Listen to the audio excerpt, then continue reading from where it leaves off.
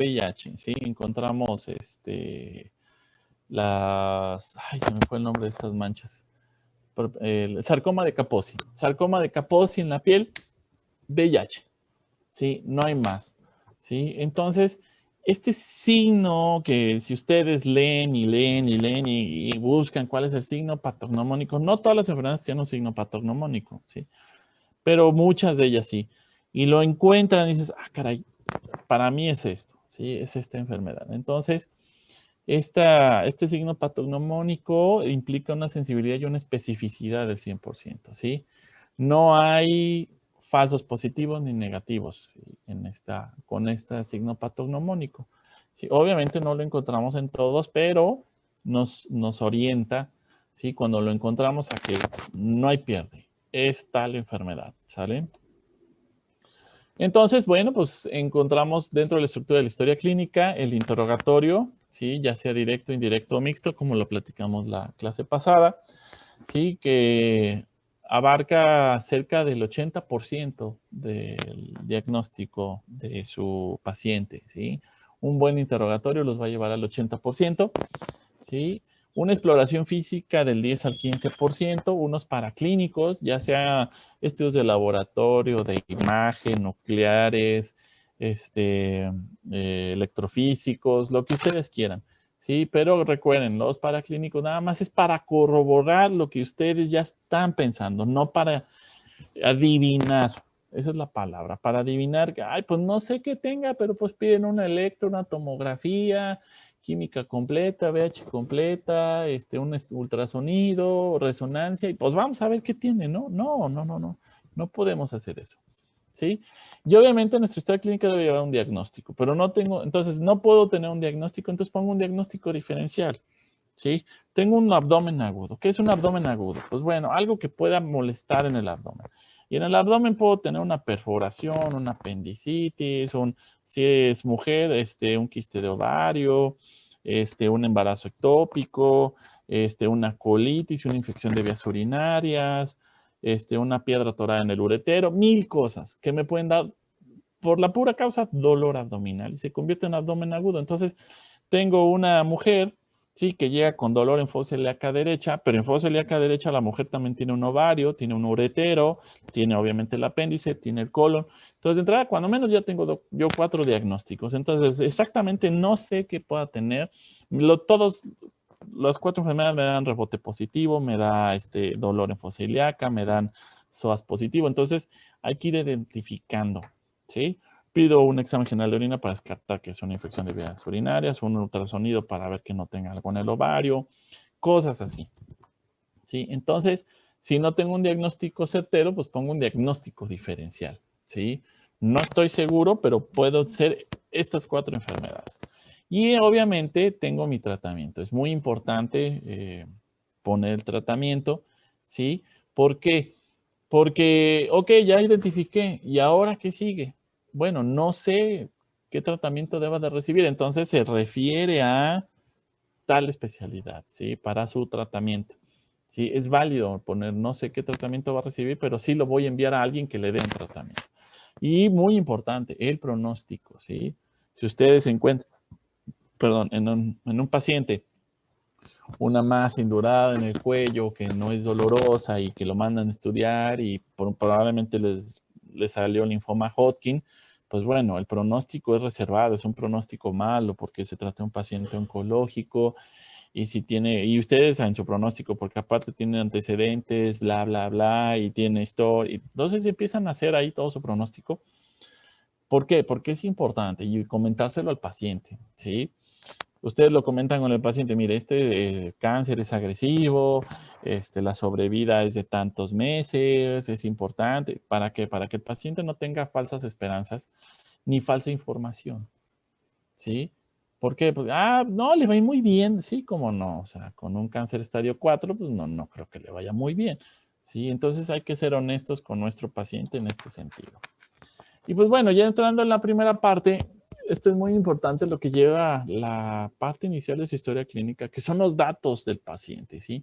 La ficha de identificación. Esto es muy importante, el nombre completo, jóvenes, ¿sí?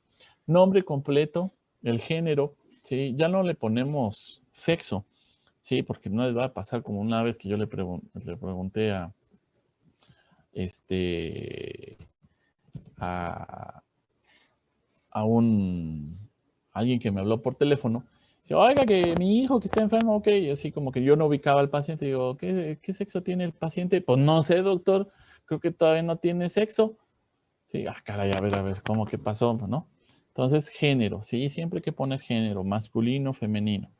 La edad del paciente es muy importante, ¿sí? ¿Por qué? Porque nos sitúa, volvemos a lo mismo, nos sitúa en un momento de su vida. Patologías propiamente de la infancia, de la adolescencia, de la juventud, de la adultez avanzada. Por la pura edad podemos inferir el tipo de patologías que va a tener cada paciente. Y cuando se sale de ese grupo de edad, algo está mal. ¿Sí? Algo está mal y el pronóstico puede ser muy malo. Entonces, es muy importante. El lugar de origen. Es muy importante identificar el lugar de origen. ¿Por qué? Porque hay patologías propiamente del lugar de origen. ¿Sí? Les voy a comentar algo que me pasó estando a mí en la escuela de medicina. Sí, estábamos haciendo nuestro servicio social universitario como cada semestre y nos mandan a muestrear a una colonia en León, pies planos en las escuelas, ¿sí? Y de repente vemos a un niño con unas manchitas en el pie, así blancas, así como café con leche. Y pues, ¿qué es lo primero que piensas? Pues que es vitiligo, ¿no?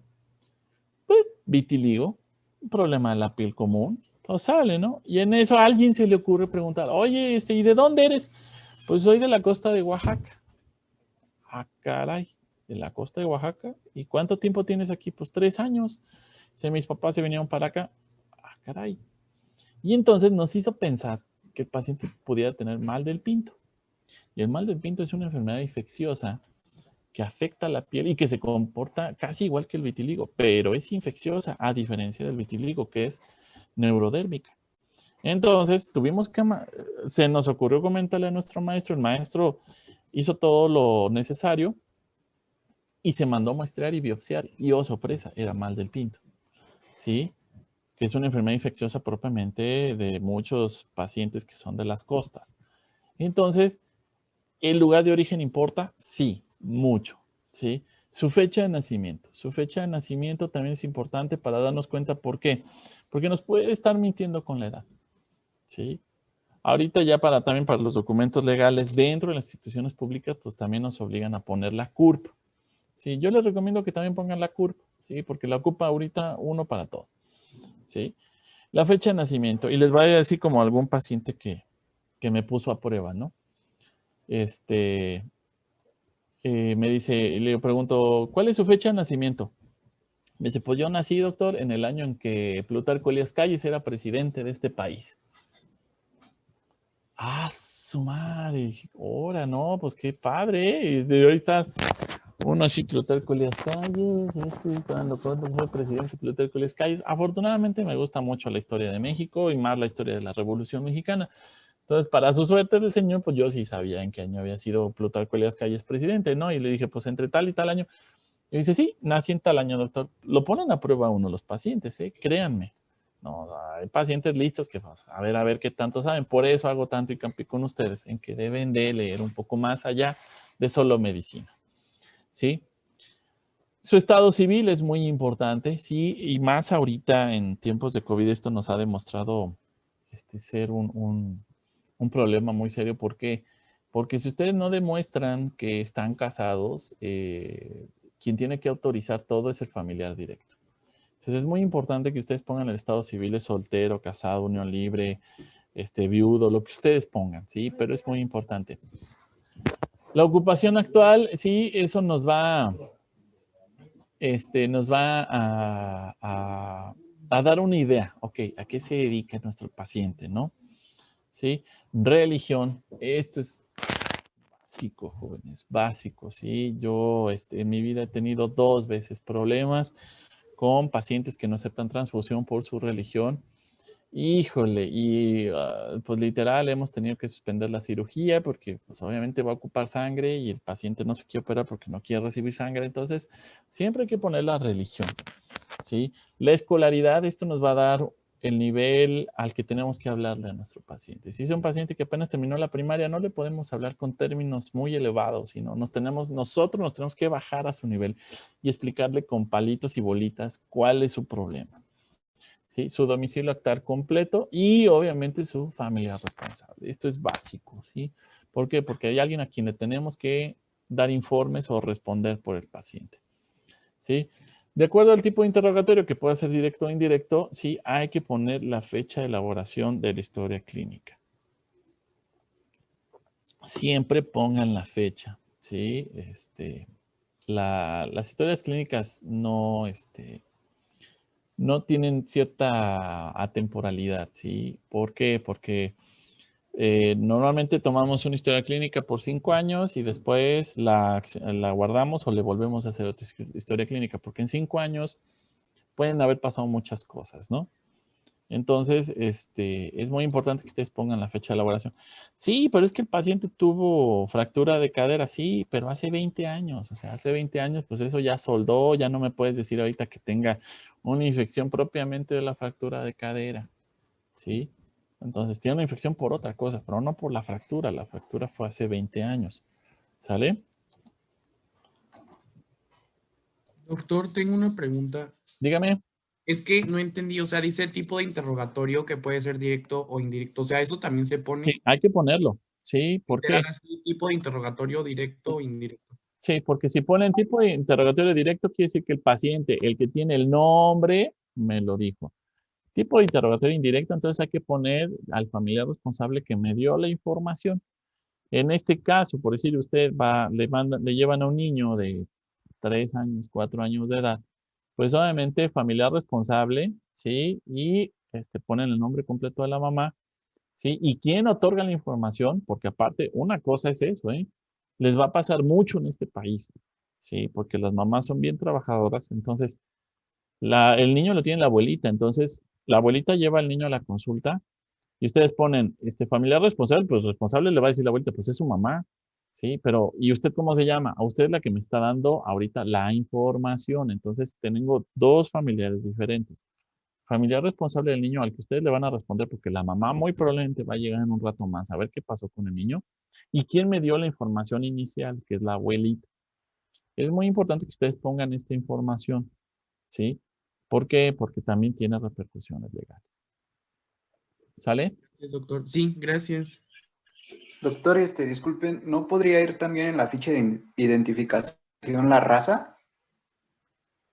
Pudiera ser, de hecho, ya ahorita, en la ficha de identificación, si lo vieron en la norma oficial mexicana, ¿sí? Viene, si se considera indígena, ¿sí? Más que nada raza, se considera indígena y se considera eh, paciente de color, no de raza negra, sino de color, creo que sí viene.